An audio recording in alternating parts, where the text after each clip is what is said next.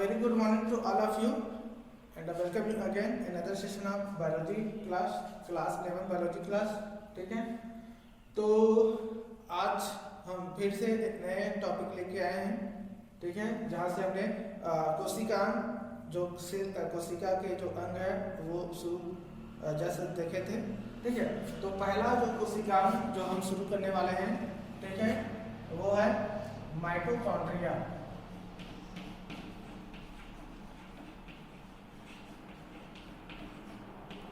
ठीक है, क्या है माइटोकॉन्ड्रिया।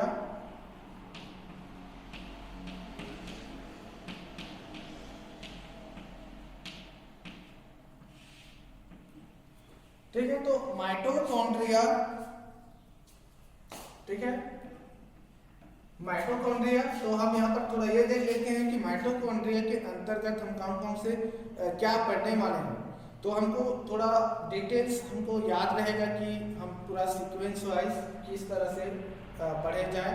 ठीक है, तो इसके लिए जितने ये पूरे सीक्वेंस फॉर्म में रहते हैं, है ना, तो वहाँ पर ये क्या होते हैं, कंटेन होता है, जितने भी कंटेन या बोल सकते हैं सामग्री बोल सकते हैं, है ना। तो यहाँ पर जो कंटेन जो होगा, हम सबसे पहले यहाँ पर माइटोकॉन्ड्रिया में देखेंगे इसका परिचय। ठीक है, क्या देखेंगे, परिचय देखेंगे, इंट्रोडक्शन। ठीक है, इंट्रोडक्शन देखेंगे। इसके बाद हम थोड़ा सा इनका कि माइटोकॉन्ड्रिया की खोज किसने किया, इसका क्या बैकग्राउंड है, कैसा दिखा, किस तरह से क्या नाम दिया, किसने अध्ययन किया, खोज किसने किया, है ना। तो ये सब देखेंगे। इनका एक ऐतिहासिक पृष्ठभूमि देख लेंगे हम, ऐतिहासिक पृष्ठभूमि। ठीक है, हिस्टोरिकल बैकग्राउंड। ठीक है, इसके बाद हम डायरेक्ट आ जाएंगे तीसरा नंबर पे, हम देखेंगे मॉर्फोलॉजी। ठीक है, क्या देखेंगे, मॉर्फोलॉजी देखेंगे। ठीक है, मॉर्फोलॉजी मतलब होता है क्या बोला जाता है, आकारिकी कहा जाता है इसको, आकारिकी। ठीक है, तो मॉर्फोलॉजी में हम यहाँ पर देखेंगे कि इसका डिस्ट्रीब्यूट मतलब वितरण किस तरह से हुआ, वितरण डिस्ट्रीब्यूट। इसका साथ में हम लोकेशन देखेंगे।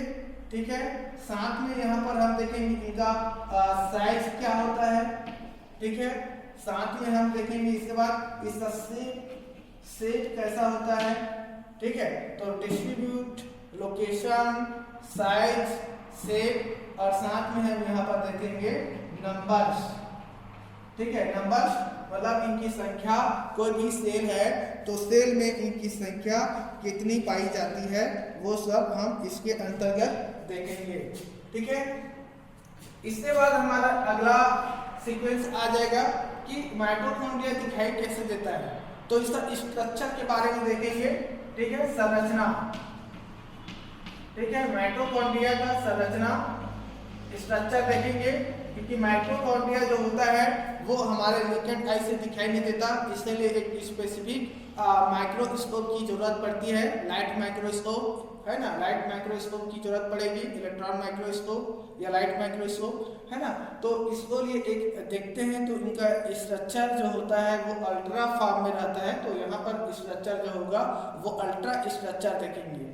ठीक है, इसके बाद इसमें हम, आपको याद होगा, आपको मैंने बताया था कि जो जब हमने प्रोकैरियोटिक सेल के बारे में पढ़े थे तो किस तरह से यूकैरियोटिक कोशिका का निर्माण हुआ था, तो वहां पर हमने देखे थे कि जो सबसे पहले जो वहां पर माइटोकॉन्ड्रिया है और जो क्लोरोप्लास्ट हमने देखा था कि उनके बीच में क्या होता है, एक सिम्बायोसिस रिलेशनशिप रहता है, और वो एक सेल से दूसरे सेल टू सेल या स्पीसीज टू स्पीसीज ये क्या हुआ था, ट्रांसफर हुआ था, है ना। तो उस आधार पर यहाँ पर हम देखेंगे कि इनमें जो क्या होता है, एक प्रकार के इंट्रा, ठीक है, क्या होता है, इंटरसेलुलर, ठीक है, इंटरसेलुलर सिम्बायोसिस।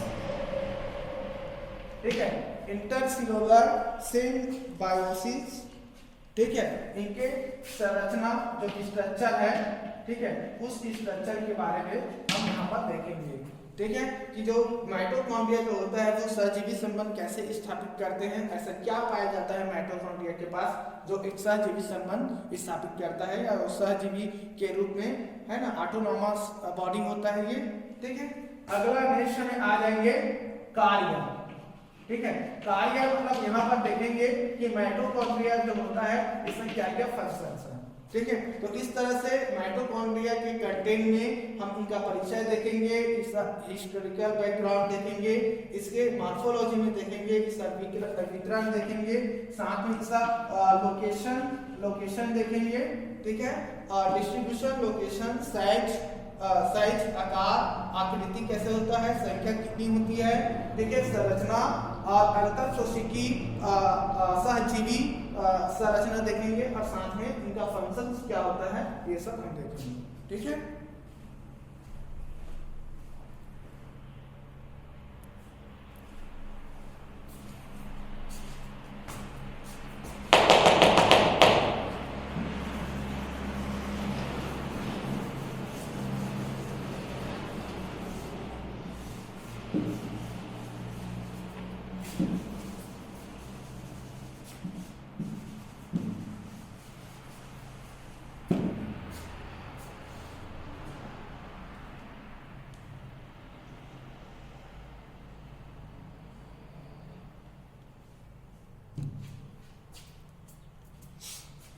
ठीक है, तो माइटोकॉन्ड्रिया का सबसे पहले हम शुरू करते हैं जैसे परिचय। ठीक है, परिचय देखते हैं। तो ये शब्द देखेंगे माइटोकॉन्ड्रिया, है ना, तो यहाँ से हमको दो शब्द दिखाई दे रहा है। ठीक है, एक होता है माइटो, तो दूसरा आपको दिख रहा है कॉन्ड्रिया। ठीक है, तो यहाँ पर इस माइटो का जो मतलब होता है, माइटो का मतलब होता है थ्रेड। ठीक है, और थ्रेड मतलब होता है धागा बोल सकते हैं या इसको हम बोल सकते हैं तंतु। ठीक है, और यहाँ पर है कॉन्ड्रिया का मतलब यहाँ पर होता है पार्टिकल। कैसा पार्टिकल, या इसी को बोल सकते हैं ग्रेन्यूल या इसको बोला जाता है कर्ड। ठीक है, तो माइटोकॉन्ड्रिया कैसा होता है, एक कर्ड के समान, धागे के समान एक कर्ड होता है। ठीक है, माइटोकॉन्ड्रिया जो होता है एक धागे के समान कण के रूप में होता है, वही होता है माइटोकॉन्ड्रिया। ठीक है, तो माइटोकॉन्ड्रिया जो होता है, ठीक है, ये सभी कोशिकाओं में पाई जाती है, चाहे वो एनिमल सेल हो, याद रखिए, चाहे वो एनिमल सेल हो, ठीक है, या प्लांट सेल हो, ठीक है, प्लांट सेल में थोड़ा मात्रा कम पाई जाती है। ठीक है, तो एनिमल सेल में सबसे ज्यादा पाई जाती है, प्लांट सेल में सबसे कम पाई जाती है। वो संख्या के समय में आपको बताऊंगा प्लांट सेल में कम क्यों पाई जाती है। ठीक है, और साथ में जो फंजाई होता है, फंजाई में भी पाया जाता है। ठीक है, एल्गी में पाया जाता है, एल्गी, और कुछ जो प्रोटोजोआ वाले जो जीव होते हैं उनमें प्रोटोजोआन, ठीक है, उसमें भी कुछ मात्रा में पाए जाते हैं। ठीक है, तो animal cells, plant cell, fungi और जो प्रोटोजोआन जो होते हैं उनमें ये पाए जाते हैं। ठीक है, लेकिन एक चीज आपको याद रखना, यहाँ पर मतलब हमको ये समझ में आ रहा है कि सभी कहीं ना कहीं ये जो जितने भी यहाँ पर हमने जीव बताया, ये कैसा होता है, यूकैरियोटिक ऑर्गेनिज्म होते हैं, है ना, यूकैरियोटिक सेल से बना हुआ है ना, मतलब बोल सकते हैं कि जो माइटोकॉन्ड्रिया जो होता है वो यूकैरियोटिक सेल में पाए जाते हैं। ठीक है, लेकिन याद रखना दीज आर एब्सेंट। ठीक है, mitochondria is absent in bacterial cell.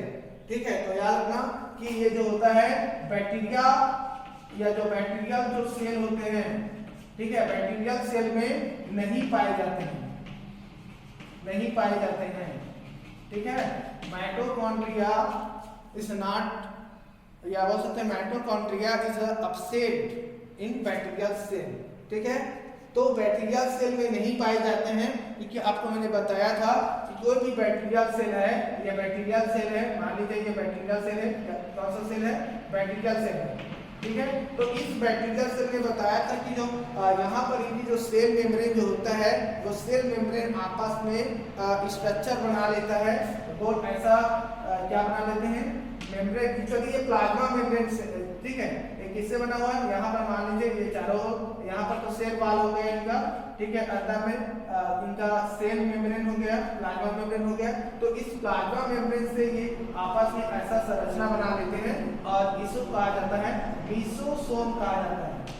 क्या बोले जाते हैं? लीसोसोम कहा जाता है। तो याद रखिए बैक्टीरिया जो सेल होते हैं उसमें माइटोकॉन्ड्रिया नहीं पाए जाते हैं, जबकि उस बैक्टीरिया सेल में इसके बदले में रेस्पिरेटरी साइट के रूप में यहाँ पर लीसोसोम जो होता है, लीसोसोम पाए जाते हैं जो प्लाज्मा मेम्ब्रेन से ही बना होता है।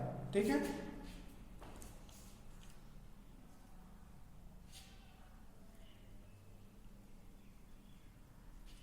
ठीक है। और एक चीज और मैं बता देता हूं, ठीक है, कि ये जो माइटोकॉन्ड्रिया जो होते हैं, इस माइटोकॉन्ड्रिया के पास, ठीक है, माइटोकॉन्ड्रिया के पास यहाँ पर एक इनके पास स्पेसिफिक डीएनए पाया जाता है। स्पेसिफिक क्या पाया जाता है? डीएनए पाया जाता है, याद रखिएगा। ठीक है, तो इनके पास स्पेसिफिक डीएनए है और साथ में इसके पास राइबोसोम पाया जाता है। ठीक है, तो राइबोसोम पाया जाता है। राइबोसोम इसलिए पाया जाता है क्या प्रोटीन जो होता है उस प्रोटीन का सिंथेसिस करने के लिए। ठीक है, सिंथेसिस करने के लिए। जबकि अब यहाँ पर स्पेसिफिक डीएनए है, तो डीएनए है तो यहाँ पर क्या हो सकता है? इनहेरिटेंस बोल सकते हैं। यहाँ पर क्योंकि डीएनए से जो जेनेटिक मटेरियल जो होते हैं, डीएनए जो होता है वो ऑलरेडी जेनेटिक मटेरियल है और यहाँ से जो भी सूचनाएं जो होता है, मैसेज जो होता है वो डीएनए के माध्यम से मैसेंजर जो होता है वो डीएनए के माध्यम से एक पीढ़ी से दूसरे पीढ़ी में क्या होता है? ट्रांसपोर्ट होता है, इनहेरिटेंस है ना। तो यहाँ पर इसलिए वैसे माइटोकॉन्ड्रिया ही इनहेरिटेंस गुण पाए जाते हैं इनमें। ठीक है, ठीक है, तो ये जनरली सामान्य परिचय है माइटोकॉन्ड्रिया का। ठीक है,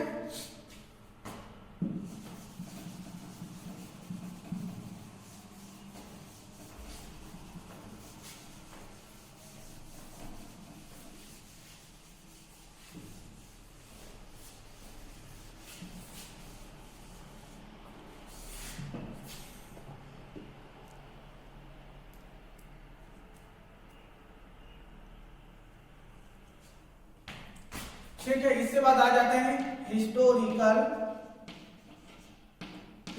बैकग्राउंड। ठीक है, ऐतिहासिक पृष्ठभूमि।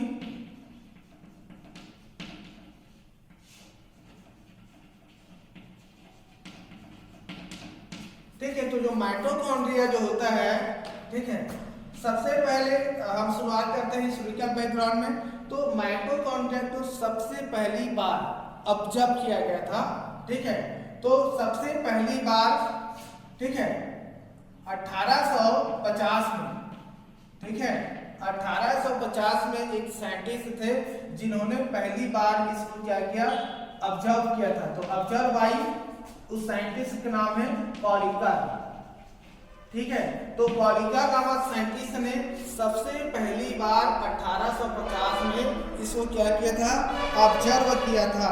ठीक है, और ऑब्जर्व किया था, उसने कुछ साल इन्होंने कंटिन्यू स्टडी करता रहा और स्टडी करते करते लगभग 1888 में, ठीक है, 1888 में ये जो कॉलिकर है, कॉलिकर ने इसको क्या किया? आइसोलेट किया। ठीक है, क्या किया? आइसोलेट किया। और ये जो आइसोलेट जो किया इन्होंने, ठीक है, किससे किया इन्होंने? इंसेक्ट जो होते हैं, कीड़े जो होते हैं, उस कीड़े के जो मसल होते हैं, ठीक है, मसल्स मतलब मांसपेशी, ठीक है, कीड़े के जो मांसपेशी जो होते हैं उस मांसपेशी से इन्होंने इसको क्या किया था? आइसोलेट किया था। ठीक है, तो याद रखना 1850 में कॉलिकर ने पहली बार ऑब्जर्व किया था और 1888 में इन्होंने क्या किया? इंसेक्ट मसल से इसको आइसोलेट किया था। ठीक है, इसके कुछ साल 1850 और 1882 जो है इन्हीं के बीच में देखा जाए, है ना, तो 1882 में, ठीक है, 1882 में एक साइंटिस्ट थे जिसको आप जानते हैं फ्लेमिंग कहा जाता है। ठीक है, और इस फ्लेमिंग ने इस माइटोकॉन्ड्रिया का नाम दे दिया फीला। क्या नाम दिया? फीला नाम दिया। ठीक है, फीला या किसी को और दूसरा नाम कहा जाता है फीलिया भी कहा जाता है इसको। ठीक है, तो फीला या फिलिया, ये जो नाम है किसने दिया? तो फ्लेमिंग ने, ठीक है, फ्लेमिंग ने 1882 में इनका क्या नाम दे दिया? फिला या फिलिया नाम दे दिया।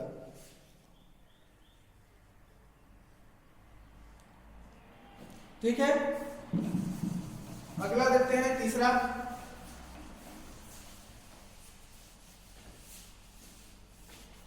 ठीक है, तो तीसरे नंबर पे यहां पर बहुत ही इंपॉर्टेंट है। ठीक है,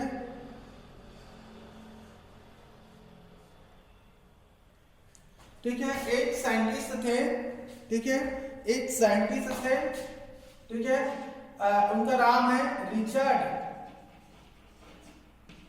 ठीक है, रिचर्ड अल्टमान,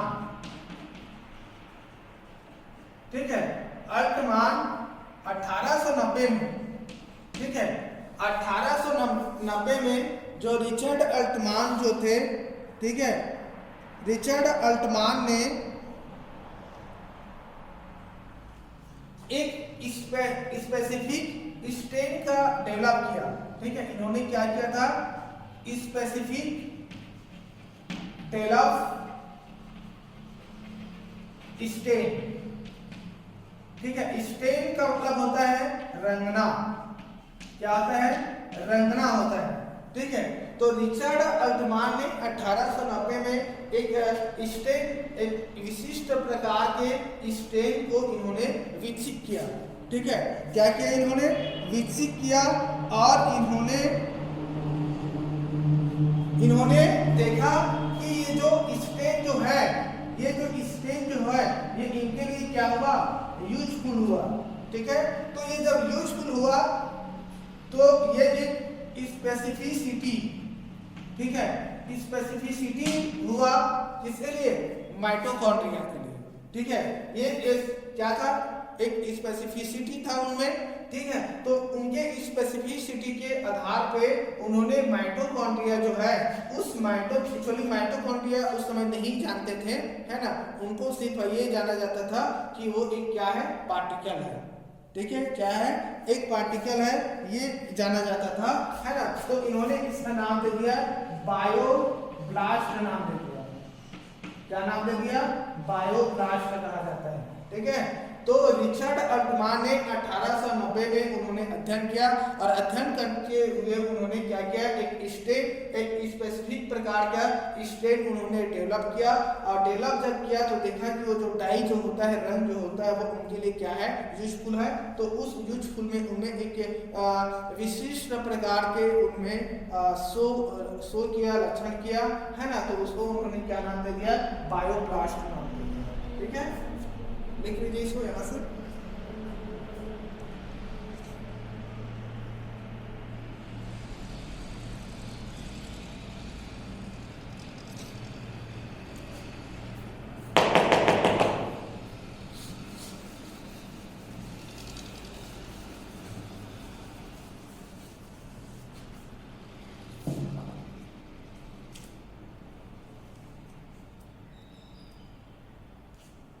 ठीक है, अगला कितना हो गया था? 1 2 3 4। ठीक है, इसके बाद आते हैं जिन्होंने इसका नाम दिया। ठीक है, जिन्होंने इसका नाम दिया। ठीक है, तो 1897 या 1898 में एक साइंटिस्ट थे, उस साइंटिस्ट का नाम है बेंडा। क्या नाम है? बेंडा नाम है।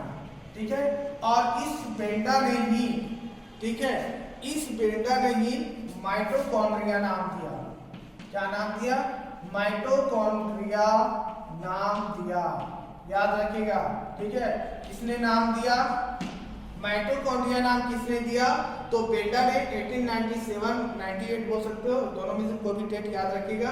बेंडा ने माइटोकॉन्ड्रिया 1898 में इन्होंने दिया। ठीक है, तो इन्होंने माइटोकॉन्ड्रिया को, ठीक है, माइटोकॉन्ड्रिया को इन्होंने प्रेजेंट किया। ठीक है, तो प्रेजेंट जब किया तो इन्होंने क्या किया? बेंडा जो थे, ये जो बेंडा ने इन्होंने क्या किया? स्टेन किया था। किसको? इस माइटोकॉन्ड्रिया को स्टेन किया था। ठीक है, इन्होंने दो प्रकार के स्टेन यूज किया था। एक स्टेन जो होता है वो था एल्जेरिन। क्या नाम है? एल्जेरिन। ठीक है। और दूसरा जो एक और लिया था जिसे कहा जाता है क्रिस्टल वायलेट। क्रिस्टल वायलेट से आप सभी परिचित होंगे। क्रिस्टल वायलेट जैसे आपके पास पेन होगा, पेन जो होता है नीला वाला जो पेन होता है ना, बाल पेन कहा जाता है, तो वो जो बाल पेन में जो इंक जो है एक्चुअली वही है क्रिस्टल वायलेट, ठीक है।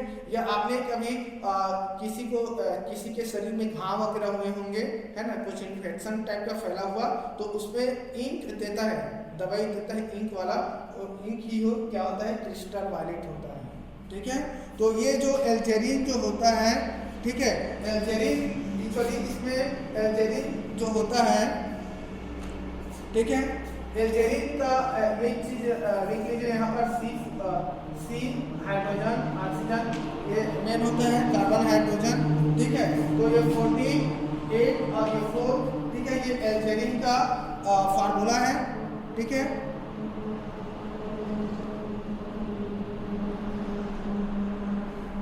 ठीक है। और क्रिस्टल वायलेट जो होता है, क्रिस्टल वायलेट जो होता है, ठीक है, वो CN8, ठीक है, ये 25 C25 N3 और H13, ठीक है, ये क्रिस्टल वायलेट है और ये एल्जेरिन है, ठीक है। तो ये एल्जेरिन जो क्या करता है, इन्होंने माइटोकॉन्ड्रिया को स्टेन किया था, तो ये एल्जेरिन जो होता है, एल्जेरिन मेन फंक्शन क्या करते हैं, ये इनमें जो कैल्शियम जो आयन होता है, इस कैल्शियम आयन को ये क्या कर देता है, फ्री कर देता है, ठीक है। साथ में कैल्शियम आयन को फ्री करने के साथ साथ जो कैल्शियम के जो कंपाउंड जो होता है, उस कंपाउंड को भी कंसिस्ट करने का काम करता है ये एल्जेरिन जो स्टेन जो है वो, ठीक है।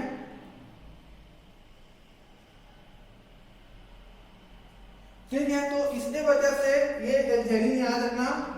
ये जो क्रिस्टल वायलेट जो है वो तो आपको इन कलर में दिखाई देता है वायलेट फॉर्म में, लेकिन एल्जेरिन जो होता है ये कलर में रेड कलर का दिखाई देता है, याद रखिएगा, ठीक है। तो इस समय जो यूज हुआ था स्टेन के रूप में हुआ था, तो 1898 में बेंडा नामक साइंटिस्ट ने इन्होंने स्टेन करके देखा था, ठीक है। तो ये माइटोकॉन्ड्रिया का नाम बेंडा ने ही दिया था, ठीक है।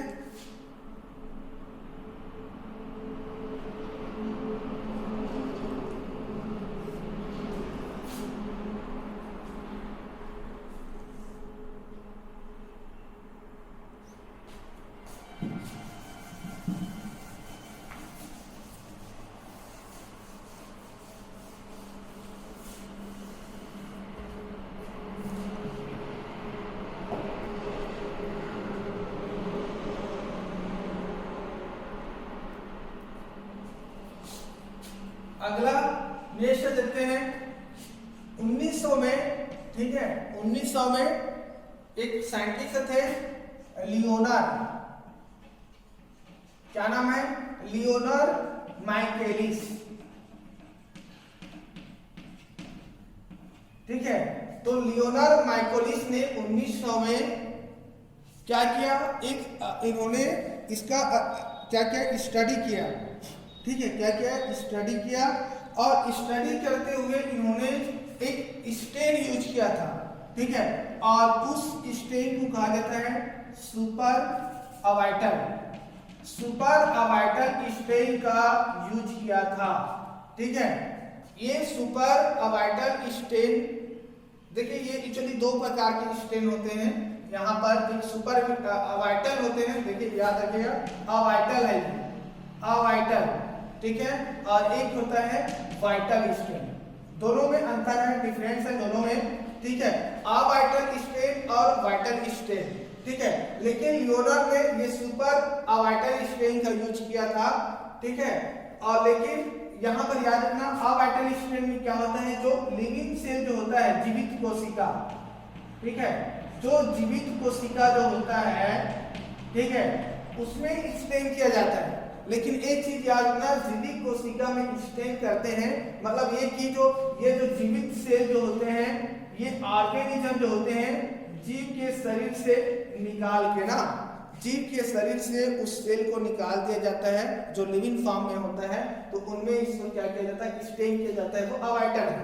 सेम वाइटल स्ट्रेन में भी क्या होता है, इसमें भी ये लिविंग सेल ही होता है, ठीक है, इसमें भी वो क्या होता है, लिविंग सेल ही होता है, लेकिन अंतर ये है कि इसको ऑर्गेनिज्म के शरीर से नहीं निकाला जाता है, वो शरीर के अंदर में से ही उसको स्टेन किया जाता है। जहाँ पे मेडिकल साइंस में जहाँ पे मेडिकल में वहाँ पे सर्जरी जो किया जाता है, सर्जरी वगैरह जब किया जाता है तो वहाँ पर वाइटल स्टेन का ही यूज किया जाता है। एक मिनट ना,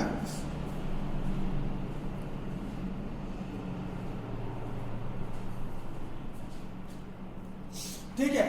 तो ये जो स्टेन सुपर अवाइटल स्टेन जो है, मैंने बताया ये वाइटल स्टेन और अवाइटल होता है। तो यहाँ पर जो सुपर अवाइटल स्टेन में यहाँ पर जो यूज जो किया था उसका जो नाम था वो था जेनस, ठीक है, जेनस बी ग्रीन बी कहा जाता है, ठीक है, जेनस ग्रीन बी जो है वो सुपर अवाइटल का नाम था जो लियोनार्ड माइकेलिस ने माइटोकॉन्ड्रिया पे अध्ययन किया था स्टेन करते, ठीक है। और ये वहां पर काम करता है जहां पर ऑक्सीजन प्रेजेंट होना चाहिए और या एब्सेंट है, तो वहां पर क्योंकि माइटोकॉन्ड्रिया वहीं पे पाया जाता है जहां पर ऑक्सीजन की कमी होता है ना, उनकी पूर्ति करने के लिए, है ना। तो मतलब बोल सकते हैं कि माइटोकॉन्ड्रिया जो होता है वो एक प्रकार से एरोबिक सेल के पास पाया जाता है, याद रखिएगा, माइटोकॉन्ड्रिया जो होता है वो एरोबिक सेल के पास पाया जाता है या एरोबिक सेल में ही पाया जाता है, ठीक है।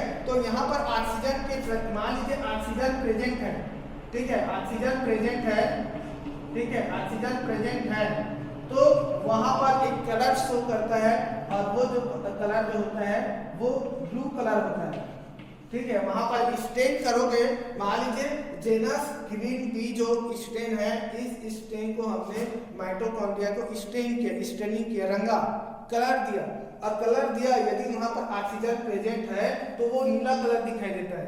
लेकिन मान लीजिए वहां पर ऑक्सीजन एब्सेंट है, वहां पर ऑक्सीजन एब्सेंट है, तो ये क्या दिखाई देता है, पिंक कलर का दिखाई देता है, ठीक है। तो इस तरह से जो लियोनार्ड जो माइकेलिस है, इन्होंने इसका स्टेन करके इन्होंने इसका अध्ययन किया था,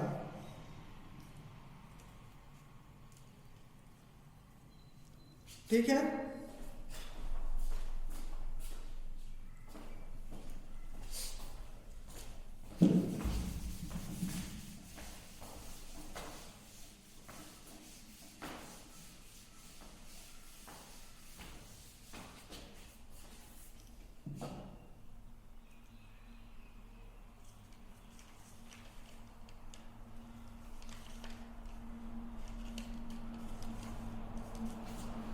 चलिए इसके बाद देखते हैं डिस्ट्रीब्यूशन, देखते हैं डिस्ट्रीब्यूशन, ठीक है, वितरण। तो माइटोकॉन्ड्रिया का डिस्ट्रीब्यूशन जो वितरण है वो देखते हैं। तो माइटोकॉन्ड्रिया जो होता है, ठीक है, माइटोकॉन्ड्रिया जो होता है, याद रखिएगा, देखिए ये सेल है, ठीक है, सेल में यहां पर क्या पाया जाता है, साइटोप्लाज्म,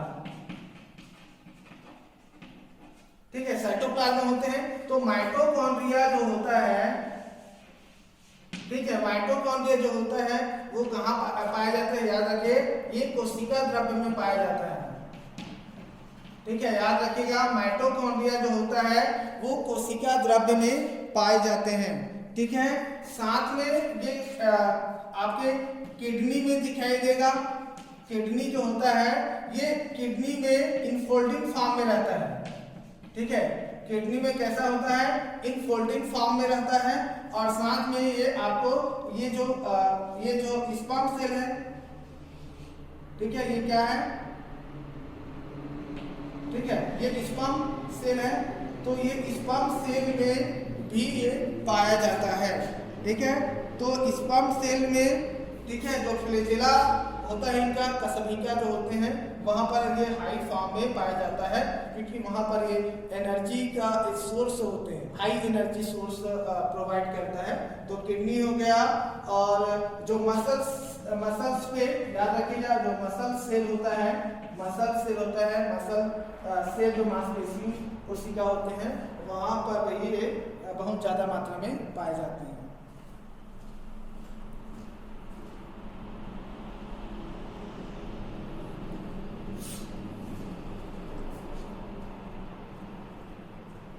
ठीक है, तो क्लास में यहीं पे छोड़ रहा हूँ। आगे की क्लास में मैं थोड़ा सा यहाँ पर शेप साइज और जो नंबर्स जो है और जो संरचना वगैरह है वो अगले क्लास में देखेंगे। ठीक है, थैंक यू।